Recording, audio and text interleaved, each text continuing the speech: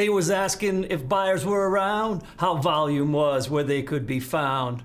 I told them all these sellers are clowns, driving all the perma bears crazy. The bulls are back in town, the bulls are back in town, the bulls are back, the bulls are back. 1976, Thin Lizzy, if you remember, those are the lyrics to The Bulls Are Back in Town, one of my faves. And it's appropriate for this week because the Bulls are back in town. And why are they back in town? Not because it's my opinion, not because the market happened to be up into the end of the week. It's all about the key 61.8% Fibonacci retracement from high to low. That's how you keep it objective in this game and not go on how you feel or what you think or what the news cycle is telling you. You just use fib levels, and once we finally cross certain fib levels, the tone changes from bearish to neutral and then neutral to bullish. And I think that 61.8 is very key. So we're going to look at that in the S&P 500 and in the NASDAQ. Of course, we'll take a quick look at the Russell, which is even more bullish. Market profile, I have the usual nuances for you, which I think you'll find very, very interesting. And if you recall from last week's video, I said that from here on in, we would be adding a section, or staying with, I should say, a section at the end of the video, always talking about dollar and gold, because I'm a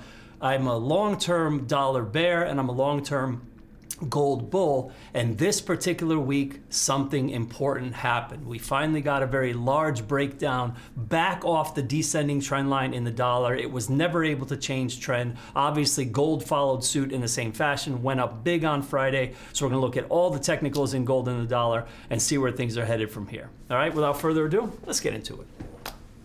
All right, let's begin. ShadowTrader Video Weekly for Sunday, October 11th, 2020.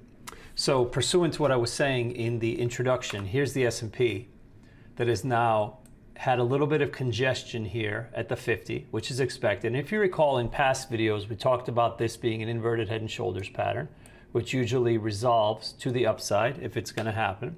And in this case, I believe it happened because on Thursday, we had a little bit of a peak just above the 61.8.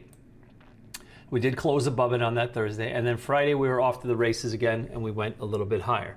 So again, now that we have closed above the 61.8% fib retracement, which basically just means that from the all-time high to what we'll call the COVID low on the COVID-related sell-off, we have now moved, or we have now taken back, I should say, more than 61.8% of that move, which is very, very important. All right.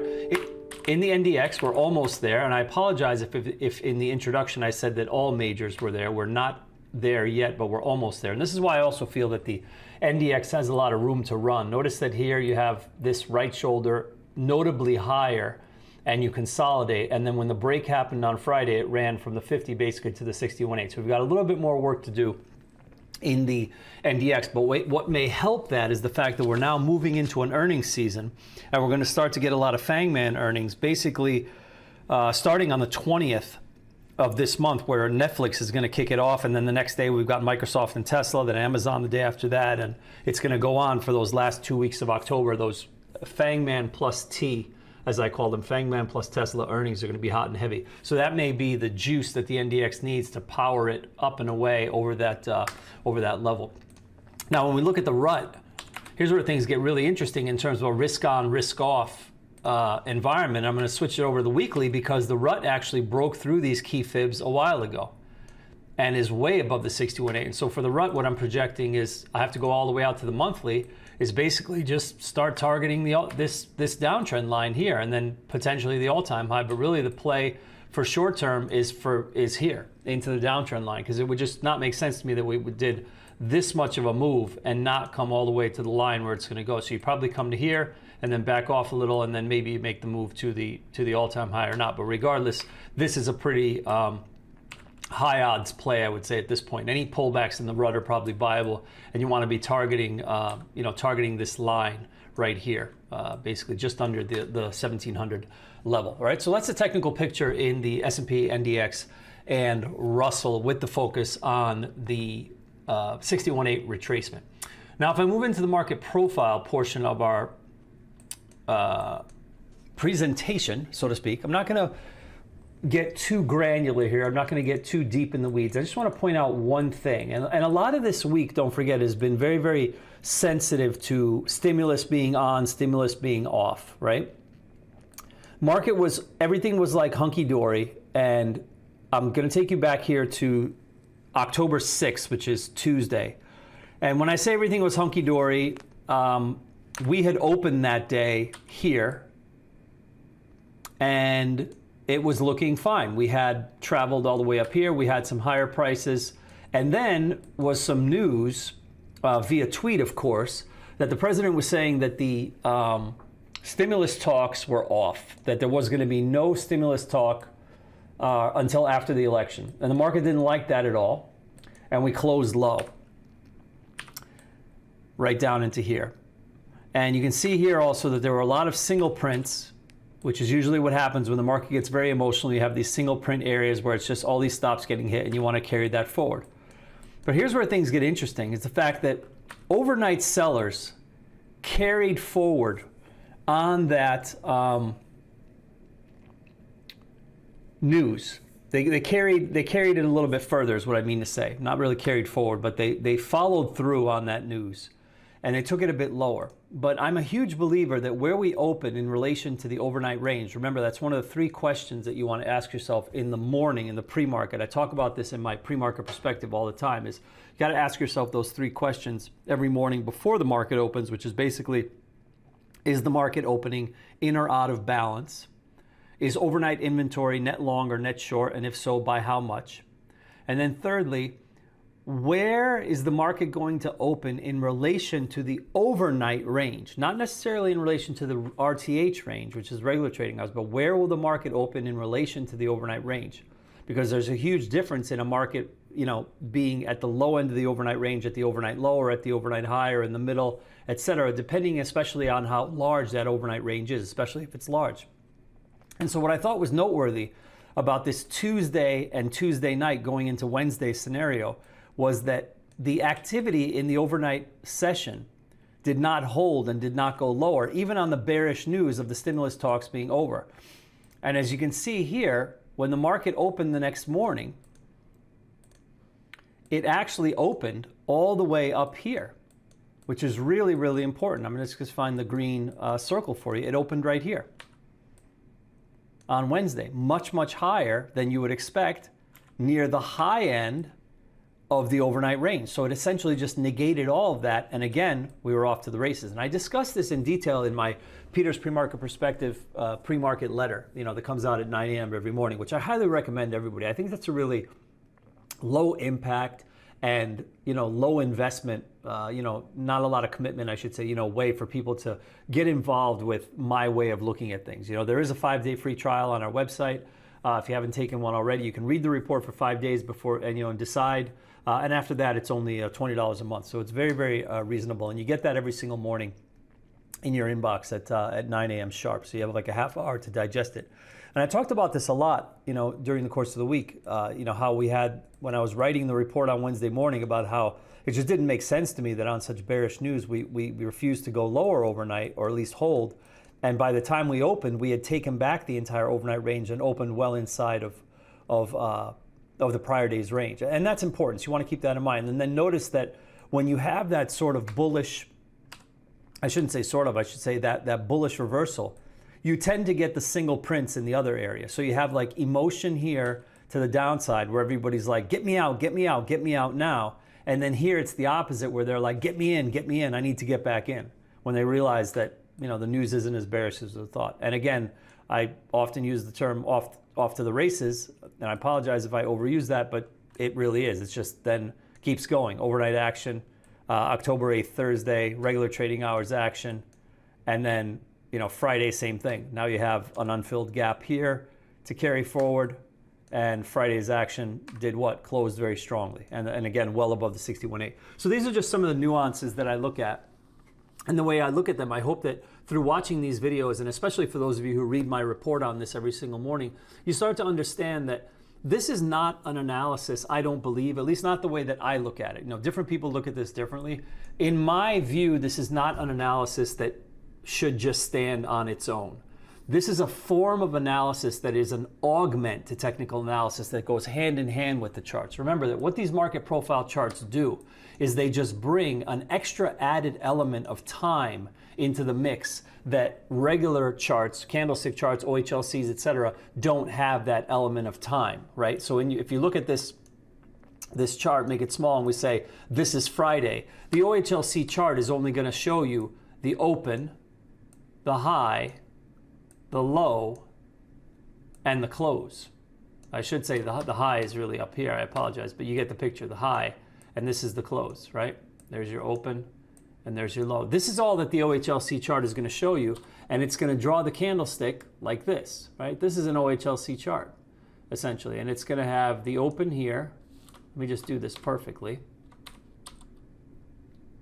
The body is going to be from the close to the open, and then there's going to be a shadow, and there's going to be a little shadow here to the high, right? That's an OHLC chart.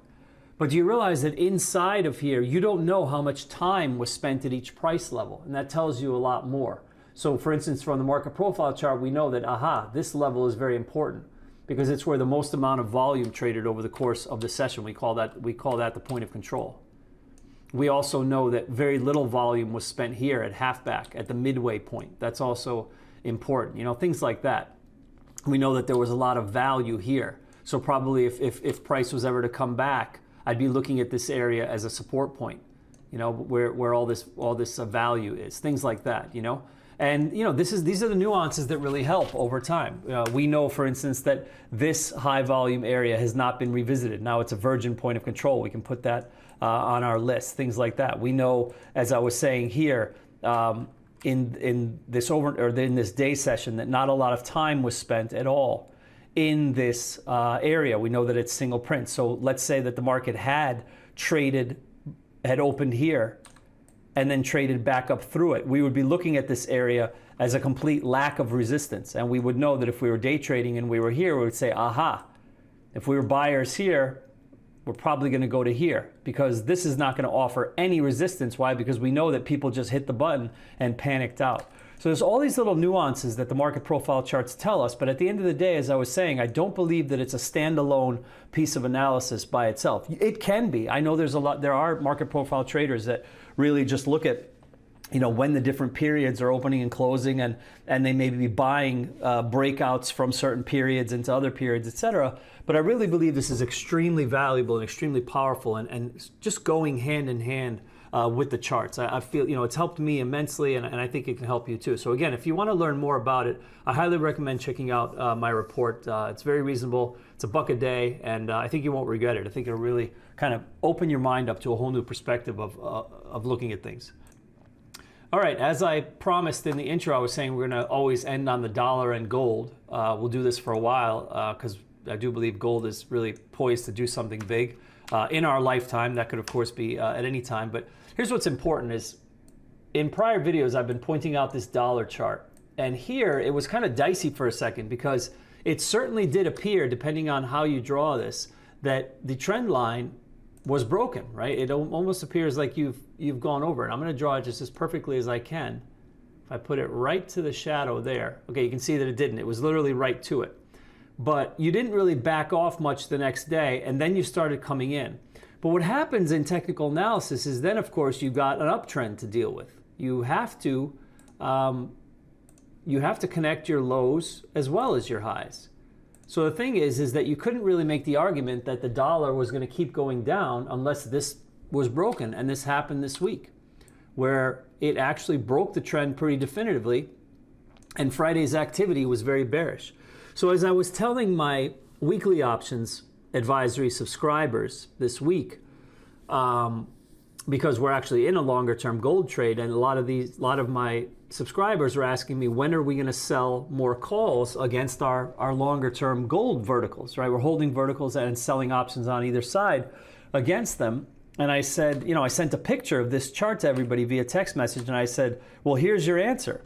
Here's exactly where you're going to sell more calls in gold, because I think gold is only going to come back in a little bit when the dollar hits this support level and maybe has a little bit of a bounce, which I would think is going to be a short-lived bounce, and then we go a bit lower. But there's your answer. So with this breaking down pretty forcefully underneath that trend line, and I say forcefully because of how big the candle was. The candle has a lot of emotion, a lot of power to it. I think the bigger the candle is, the more power there is to the faction that's in control.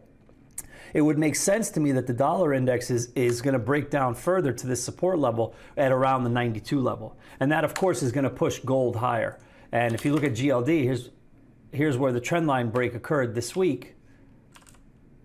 Right? There's your high. There's this high. And then look here.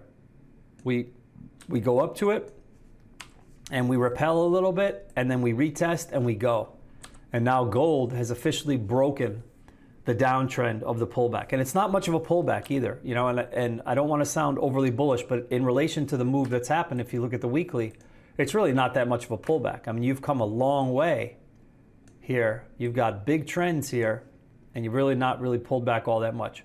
So I think gold wants to be targeting the prior highs now, and it's, obviously it's a difficult instrument to trade. I'll be the first one to attest to that. Sometimes you guys see some of the snide comments that I make on Twitter about the GLD, because I call it the heartbreak trade, because it's literally, one day up, one day down. There's a lot of back and forth in gold, but longer term, this is very, very intact. And like I was saying, I feel that the situation in the dollar is definitely deteriorating. And we don't yet have the second round of stimulus. And that should deteriorate the dollar further, obviously, because that is negative for the dollar. Basically, flooding the system with more money certainly doesn't bode well. All right? So that is the situation there on gold and the dollar longer term. And that's all for this week. Thank you, as always, for spending just a little bit of your weekend with me. So just to recap a little bit of what we discussed in this video, remember that as traders and investors, you want to take in as much market-generated information as you can. And remember, it must be market-generated information, because all information that's coming at you from different sources is not equal. But market-generated information is really the pinnacle. It's the thing you want to compare everything to. It's really what you should be going on, because it is really above all else, because it is information that is generated only from price and volume, and it is what the market is actually telling us. And what the market is telling us right now is that because we've crossed these key Fibonacci levels, it doesn't mean that we are definitely going to the 100% retracement all the way back to the all-time highs. It means that the odds now favor that particular move to there. So because trading is really a game of odds, because not every setup is going to work. Every single setup in the market obviously doesn't have 100% expectancy of working. You have to pick the setups and pick the environments that have the higher odds in your favor. So right now it appears that the bulls are in control and the higher odds are in the favor of the buyers. All right. Beyond that, gold and the dollar that we talked about in the video, it appears to me that we have now broken any type of minor uptrend that the dollar had. That means that gold should be up. Gold is also broken its downtrend from a very long consolidation type of pullback. You should be favoring gold long, dollar short, I believe, from here on in. All right. If you want to get some real-time guidance from me every day during the day, and not just in these videos on the weekends, check out the link below, shadowtrader.net/options. I send out real-time options trades to your phone, along with recording What's Peter Thinking audio messages throughout the day, where I tell you key levels and support, resistance, things like that, things you need to be looking for right at the moment. We also have a private webinar on Thursdays where I teach a lot of the advanced options concepts that you'll learn in my advisory. All right, $49 a month, no contract, and you can cancel at any time. On behalf of myself and the entire ShadowTrader team here in beautiful Philadelphia, Pennsylvania, I wish you good trading and good night.